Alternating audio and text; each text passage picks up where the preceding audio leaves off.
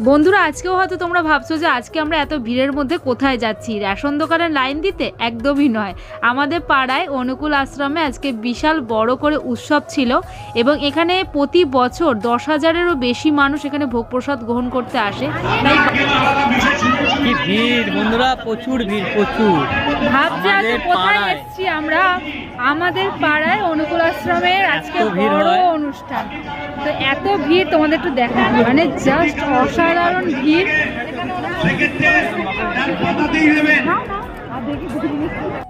কি গো, মানুষ এখানে ভোগ প্রসাদ গ্রহণ করতে আসে, তাই বাড়ির পাশেই যেহেতু, তাই আমরাও দুজন মিলে চলে গেলাম কিন্তু খিচুড়ি ভোগ খেতে এবং বাড়ির জন্য নিয়ে আসতে। তো চলো লাইনের অবস্থাটা একবার দেখো, মানে এখান থেকে শুরু হয়েছে পুরো একদম ওইখানে গিয়ে শেষ।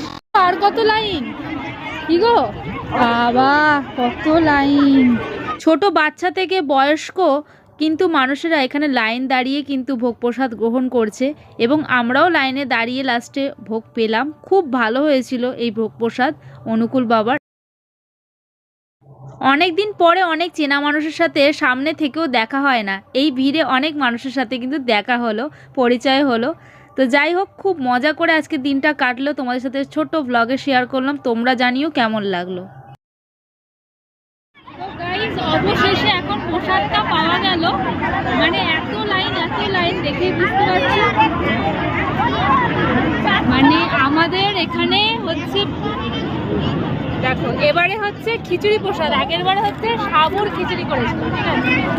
যাই হোক, এটা একদিন নতুন ভাবে, আর পুরো মনে হচ্ছে পিকনিকের মতো হচ্ছে এরকম একটা। আর প্রচুর লাগে, মানে 10,000 লোক এখানে। দুজন মানুষ তিনটে নিয়ে নিয়েছি, আমার হাতে একটা নিয়েছি আমি, ঠিক আছে, আর আমি দুটো নিয়েছি। একটা বাড়ির জন্য যাবে অবশ্যই। মা তো আসতে পারিনি, তাই মায়ের জন্য নিয়েছি, বুঝছিস। বন্ধুরা কত ভিড় দেখো, আর সবাই মানে খাচ্ছে রোদ্দুরের মধ্যে, আর এইদিকে লাইন দিয়েছে, প্রচুর লাইন। আর এই যে কেমন হয়েছে বন্ধুরা। আমার বর গাইস বলতে বারণ করে, বলে যে বন্ধুরা বলতে। তো ঠিক আছে, আজকে থেকে প্রমিস বন্ধুরাই বলবো। কেমন খেতে? ভালো হয়েছে, গতবারের থেকে অনেক ভালো, খালি তরকারি দেয়নি, খিচুড়ি, বোঁদে আর চাটনি।